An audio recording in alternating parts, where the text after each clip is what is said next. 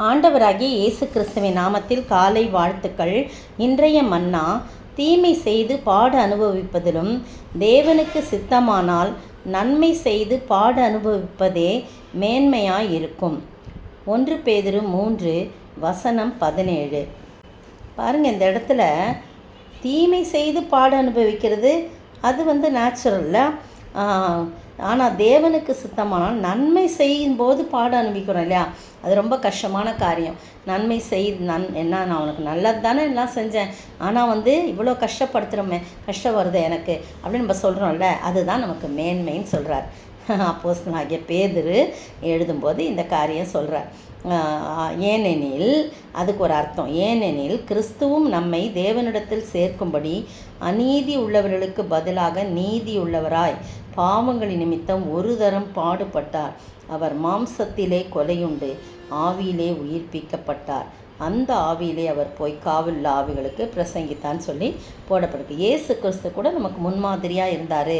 அநீதி உள்ளவர்களாகிய நம்முடைய பாவங்களின் நிமித்தமாக நீதியுள்ளவராய் அவர் பாடுபட்டார் என்று சொல்லி பார்க்குறோம். ஆமாம், அவர் அவருடைய வாழ்க்கையில் இயேசு கிறிஸ்து எல்லாத்துலேயும் வெறும் போதிக்கிறவராக மட்டும் இல்லை, அவர் செயல்படுகிறவராக தன் வாழ்க்கையிலே முன்மாதிரியாக இருந்து காட்டார். பாருங்கள், அவர் வையப்படும் போது பதில் வையாமலும் பாடுபடும் பொழுது பயமுறுத்தாமலும் நியாயமாய் தீர்ப்பு செய்கிறவராய் தம்மை ஒப்புவித்தார். அவர் பாவம் செய்யவில்லை, அவருடைய வாயிலே வஞ்சனை காணப்படலை. ஆனால் அவர் என்ன பண்ணார், நமக்காக அவர் இவ்வளோ கஷ்டங்கள் பட்டார் அப்படின்னு சொல்லி. சிதறுண்ட ஆடுகளைப் போல் இருந்தீர்கள், இப்பொழுதோ உங்கள் ஆத்துமாக்களுக்கு மெய்ப்பெரும் கண்காணியானிடத்தில் திருப்பப்பட்டிருக்கிற நாம் பாவத்துக்கு செத்து நீதிக்கு பிழைக்கும்படி அவர்தாமே தமது சரீரத்தில் நம்முடைய பாவங்களை சிலுவையின் மேல் சுமந்தார், அவருடைய தழும்புகளால் குணமானின்னு சொல்லி பேதுரு எழுதின நிருபத்தில் 2ஆம் அதிகாரம் கடைசி வசனங்களில் 24, 25 வசனங்கள்லாம் 22லேருந்து 25 வசனம் வரைக்கும் வாசித்து பாருங்கள். அப்படியாய் நம்முடைய ஆண்டவர் நமக்கு முன்மாதிரியாக இருந்தார். அப்போஸ்தலனாகிய பவுலும் சீலாவும் பாருங்கள், நன்மை செய்து பாடு அனுபவித்தாங்க. ஆண்டவரை பற்றி தான் மற்றவங்களுக்கு போதிக்கிறாங்க. அப்படி பண்ணும்போது ஜெபம் பண்ணுகிற இடத்துல குறி சொல்லுகிற ஆவி உள்ள ஒரு பெண் அவங்க பின்னாடியே வரவும் இவங்க சினந்து என்ன பண்ணுறாங்க, அந்த பெண்ணை விடுதலை பண்ணுறாங்க. அந்த குறி சொல்லுகிற ஆவி அவளை விட்டு புறப்பட்டு போகும்படி இயேசு கிறிஸ்து நாமத்தில் உனக்கு கட்டளை எடுக்கிறேன்னு சொன்னோன்னே அந்த ஆவி அவளை விட்டு புறப்பட்டு போயிடுச்சு. அதனால் அவளை வச்சு ஆதாயம் பண்ணியிருந்த அவளுடைய எஜமானர்களுக்கு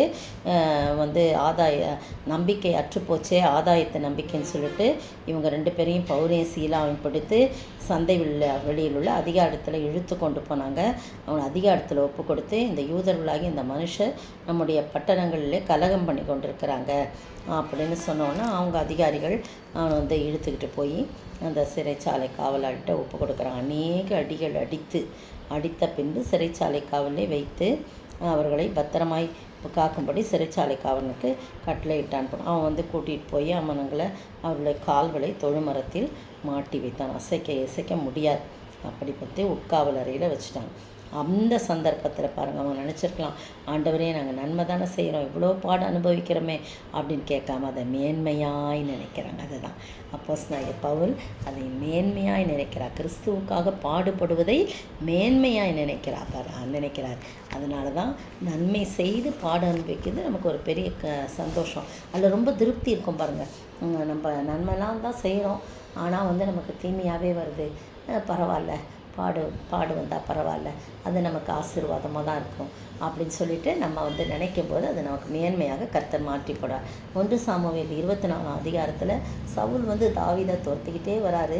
அவர் கடைசியில் எங்கேதி வனாந்தரத்தில் இருக்கிறாரு அப்படின்னு சொல்லிட்டு கேள்விப்பட்டோன்னே அங்கே வராங்க. அங்கே அவரை சவுல் தாவீதை தேடிக்கிட்டு அப்படியே வராங்க. அந்த இடத்துல அவர் மலஜலாதி கழிக்கும்போது வழியோரத்தில் இருக்கிற ஆட்டு தொழுவத்தில் அங்கே வந்தபோது அங்கே ஒரு கெபி இருக்குது, அங்கே போய் அவன் மலஜலாதி கழிக்கும்படியாக அவன் போகிறான். அவனுடைய ஆட்கள்லாம் அந்த பக்கத்தில் உட்கார்ந்துருக்குறாங்க. ஆனால் தாவீது என்ன பண்ணுறாரு, தாவீதனுடைய மனுஷரும் மனுஷங்க சொல்கிறாங்க, இதோ பாரு, நல்லா இந்த நேரம் தான் உனக்கு போட்டு தள்ளிடவனை, ஆண்டவர் தான் உனக்கு இந்த சந்தர்ப்பத்தை கொடுத்துருக்குறாரு அப்படின்னு சொல்கிறாங்க.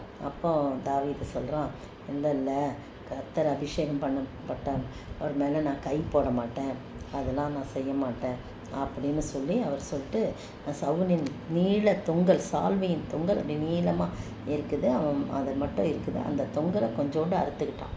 அதுவே அவனுடைய மனது படபடன்னு அடிக்குது. ஐயோ, நம்ம வந்து கர்த்தர் அபிஷேகம் பண்ணிட்டு அவனுடைய இதை ட்ரெஸ்ஸை நம்ம அறுத்துட்டோமே, அதுவே அவனுக்கு இதாக இருக்குது. அப்புறம் அவர் வந்த உடனே அவர் என்ன சொல்கிறாரு, இங்கே பாரு, நீ என்னை துரத்திக்கிட்டே வந்த, ஆனால் நான் கர்த்தர் இன்றைக்கி என் கையில் ஒப்பு கொடுத்தாரு. என் ஜனங்கள்லாம் சொன்னாங்க உன்னை க்ளோஸ் பண்ணிவிடுன்னு, ஆனால் நான் கர்த்தர் அபிஷேகம் பண்ணவங்க மேலே நான் கை வைக்க மாட்டேன்னு சொல்லிட்டேன். அதனால் இந்த வரும் வஸ்திர தொங்கலை பாரு, உன்னை பார்த்துட்டு இருந்தவங்களாம் யாரை கவனிக்கலாம், ஆனால் நீ எல்லோரும் சொல்கிறதையும் நம்பி என்னை துரத்துற அப்படின்னு சொல்லும்போது தாவீதை பார்த்தவன் சொல்கிறான், நீ என்னை பார்க்கணும் நீதிமான், நீ எனக்கு நன்மை செய்தான், நானும் உனக்கு தீமை செய்தேன், நீ எனக்கு நன்மை செய்ததை என்று விளங்க பண்ணினாய் என்று சொல்லி, கர்த்தர் என்னை உன் கையில் ஒப்பு கொடுத்திருந்தோம், நீ என்னை கொன்று போடவில்லை. ஒருவனும் மாற்றானை பார்த்து கண்டு அவங்கள சுகமாய் போக விட்டதில்லை, ஆனால் நீ எனக்கு செய்த நன்மைக்காக கர்த்தர் உனக்கு நன்மை செய்வார், நீ தான் ராஜாவாக போகிறேன்னு சொல்கிறான். அது மாதிரி நீங்களும் நானும் எத்தனை கஷ்டங்கள் துன்பங்கள் நமக்கு ஏற்படுத்தினாலும் அதை நாம் அந்த மாதிரி பாடுகள் அனுபவிக்கிறத நன்மை செய்து பாடும்போது மேன்மையாக கருதணும். அப்படி கருதும்போது கர்த்தர் நம்மை என்ன பண்ணுவார், உயர்த்தக்கூடிய வல்லமையுடையாக்க. அப்படிப்பட்ட ஆசீர்வாதத்தை நாம் பெற்று வாழ ஆண்டவர் தாமே கிருபை செய்வாராக. ஆமென். சீஷன் என்பவன் குருவை போலவே தனக்காய் வாழாமல் தன்னையும் தருவானே, பரலோக சிந்தை கொண்டு உமக்காய் பணி செய்வேன் நான் தீனமும். அல்லேலூயா அல்லேலூயா அல்லேலூயா அல்லேலூயா. சிலுவை சுமந்தோராய் சீஷனாகவும் சிந்தை வாழ்விலும் தாழ்மை தரிப்போம், நிந்தை சுமப்பீனும் சந்தோஷம் கொள்வோம். இயேசு தாங்குவார், அவரே சுமப்பார், ஒரு போதும் கைவிடவே மாட்டார். அல்லேலூயா அல்லேலூயா அல்லேலூயா அல்லேலூயா. சோத்தரிக்கிற ஆண்டவரே, துதிக்கிற ராஜா கர்த்தாவே, நன்மை செய்து பாடு அனுபவிப்பதை மேன்மையாக கருத நீங்கள் உதவி செய்ய வேணுமாய் ஜெபிக்கிறோம். நீங்கள் அப்படி பாடுபட்டு ஆண்டவரே தகப்பனை நன்மை செய்து பாடுபட்டீர் ஆண்டவரே. அதுபோல் நாங்களும் கூட அப்போஸ்தலனாகிய பவுலும் நன்மை செய்து பாடு அனுபவித்தார். தாவீதை குறித்து பார்க்கும்போது நன்மை செய்து பாடு அனுபவித்தார் ஆண்டவரே. அதுபோல் நாங்களும் கூட கர்த்தாவை உம்மை முன்மாதிரியாக வைத்து நாங்கள் வாழ உதவி செய்யுங்க. இயேசுவின் நாமத்தில் ஜெபிக்கிறேன் பிதாவே, ஆமேன். நேற்றைய பதில், முன்னே தூரமாயிருந்த நீங்கள் இப்பொழுது கிறிஸ்து இயேசுவுக்குள் கிறிஸ்துவின் இரத்தத்தினாலே சமீபமானீர்கள். எபேசியர் 2:13. இன்றைய கேள்வி, எதினாலே யாரை எவ்வாறு யாருடன் ஒப்புரவாக்கினார்? எதினாலே யாரை எவ்வாறு யாருடன் ஒப்புரவாக்கினார்?